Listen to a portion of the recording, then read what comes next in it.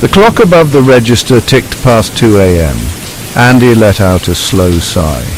Leaning against the counter of the dimly lit 7-Eleven, outside the streetlights flickered, their glow barely cutting through the thick, humid air of the late summer night. The storm had been building for hours, the occasional distant rumble of thunder promising a downpour. It was another dead shift, no customers, just the monotonous hum of the coolers and the rhythmic ticking of the clock. Andy ran a hand through his hair and took a sip from a flat soda, his eyes drifting lazily over the security monitors. Empty aisles, empty parking lot. Just the same dull scene he'd seen every night for the past 6 months. And then the noise started. A low, persistent scraping sound, like something being dragged across the floor. Andy straightened, his heart giving an uncomfortable thud. It was coming from the back, the freezer. He stood still, listening. The sound came again, metal against concrete, slow and deliberate. He swallowed hard and grabbed the store flashlight from under the counter. Probably just a box shifting. Maybe a shelf had collapsed. That's what he told himself as he made his way toward the back of the store. The cold storage door loomed ahead, its surface slick with condensation. Andy hesitated before gripping the handle. He pulled it open and was immediately hit with a wave of icy air. He stepped inside, his breath fogging up in front of him. Nothing looked out of place. The shelves were lined with frozen pizzas, ice cream, and bags of ice stacked neatly. He shined the flashlight across the room. Everything was still. Then the lights flickered. A sharp ding echoed from the front. Andy's stomach twisted. The register. He turned quickly and exited the freezer, glancing down the aisles. No one was there, but the register had clearly made a sale sound. He hurried back behind the counter and checked the screen. It displayed a total of $6.66. Andy exhaled sharply. Great. Freaky numbers in the middle of the night, just what I needed. His fingers hovered over the keys as he checked the transaction history. There was nothing. No recorded sale, no receipt printed, but the register had definitely made a sound. A loud crack of thunder rattled the store windows.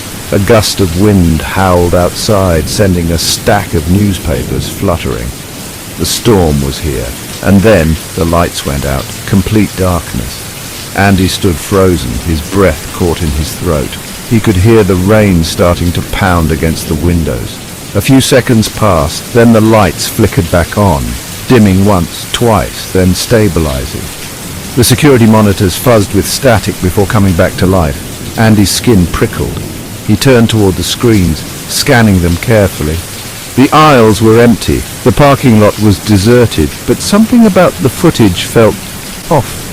He stared at the freezer camera. The door was open.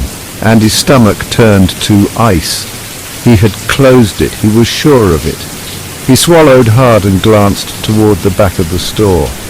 The freezer door stood slightly ajar, the cold air creeping out in thin wisps. Nope, he muttered, shaking his head. He wasn't going back there, not for anything. The register dinged again. He whipped around. The screen now showed another random total, $3.33. Andy clenched his fists. This wasn't funny anymore. A burst of static erupted from the store's radio. The old staticky speaker crackled, then a voice whispered through the noise. Andy! His blood turned to ice. He stared at the radio. He hadn't touched it all night. The lights flickered violently. The storm raged outside, shaking the glass doors. Andy's breathing came fast and shallow. He grabbed the phone and punched in 911. No dial tone.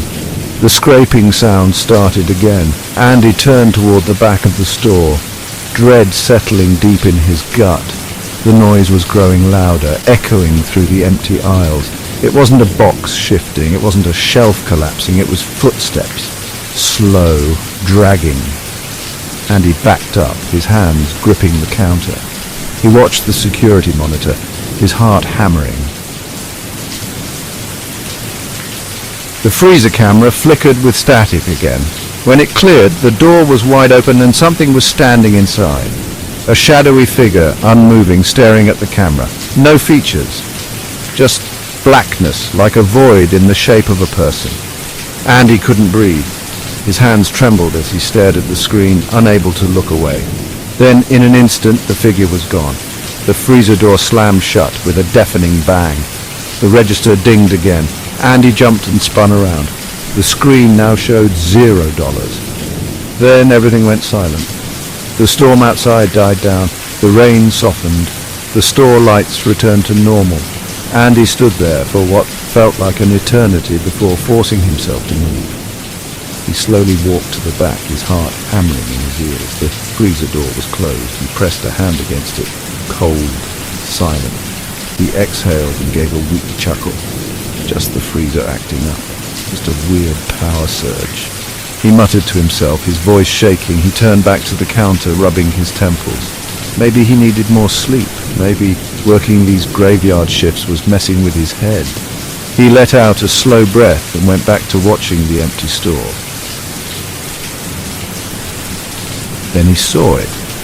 The freezer camera, the footage replayed on a loop, and there, in the frozen aisle, just before the static, was himself walking into the freezer. But he never walked out, and the timestamp showed 3:33 a.m. As Andy looked around, the outside cameras caught a glimpse of a shadow lurking out of the parking lot into the darkness of the store.